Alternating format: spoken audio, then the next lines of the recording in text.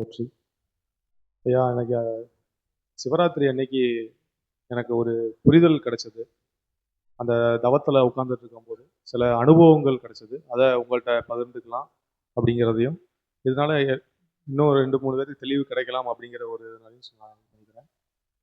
தவத்தில் உட்கார்ந்துக்கிட்டு இருக்கும்போது அந்த நான் அப்படிங்கிற ஒரு தன்மையே இல்லாமல் போய் மொத்த பிரபஞ்சமும் ஒன்றா ஒரே ஒரே நிலை அப்படிங்கிற ஒரு உணர்வுக்குள்ள அந்த இது அந்த தவம் இழுத்துட்டு போச்சு.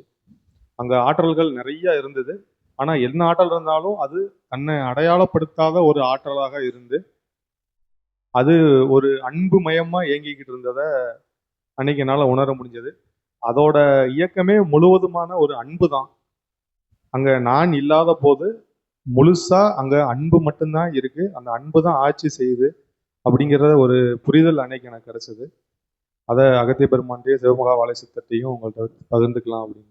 ஓம் அகத்தீஷாய நமக.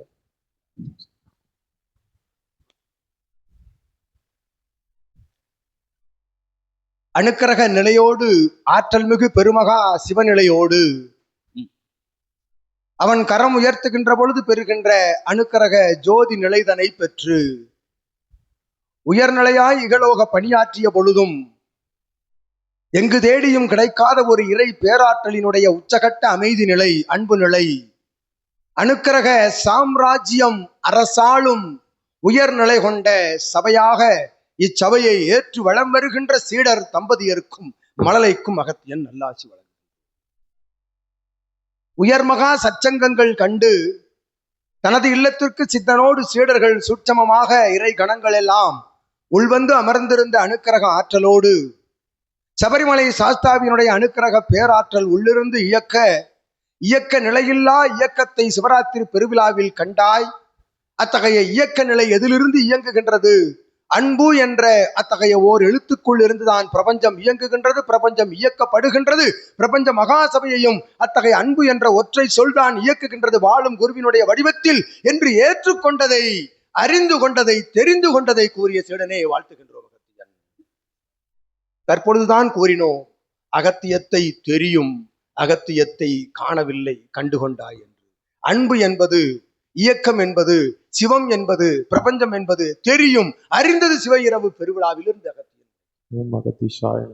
கண்ணார உளமாற மனதார சிந்தைக்குள் அமர்கின்ற ஒரு உயர்நிலை ஆற்றல் இருக்கின்றதே, அது அன்பின் மூலமாகத்தான் அத்தகைய ஆற்றலை அமர வைக்க முடியும் என்ற அகத்தியன்.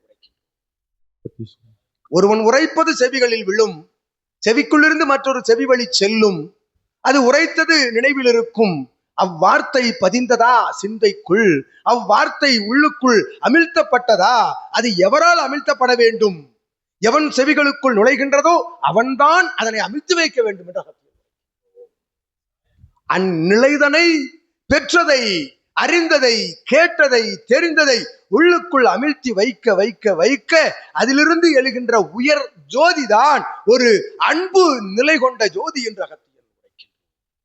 அதனை உரைப்பவன் உச்சகட்ட நிலை கொண்ட, தன்னை இழந்து உச்சகட்ட நிலை கொண்ட அன்பின் மிகுதியால் சீடர்களுக்கு வழங்குகின்ற ஞான அத்தகைய உரையின் மூலமாக வருகின்ற ஆற்றல் கொண்ட ஜோதியே உள்ளுக்குள் இருந்து உனக்குள் எரிந்து கொண்டு இருக்கின்ற ஜோதியோடு அது கலக்கின்ற பொழுது நெற்றி சுழுமுனையில் அமர்ந்து அது உயர்நிலை கொண்ட தவ ஜோதியாக, அன்பு ஜோதியாக, சிவஜோதியாக, சித்த ஜோதியாக, ஞான ஜோதியாக, சிவமகா வாழை சித்த ஜோதியாக அது மிளிர்கின்ற பொழுது உணர்வினை உயர்வினை கண்டாய் என்ற அகத்தியன் வாழ்த்து.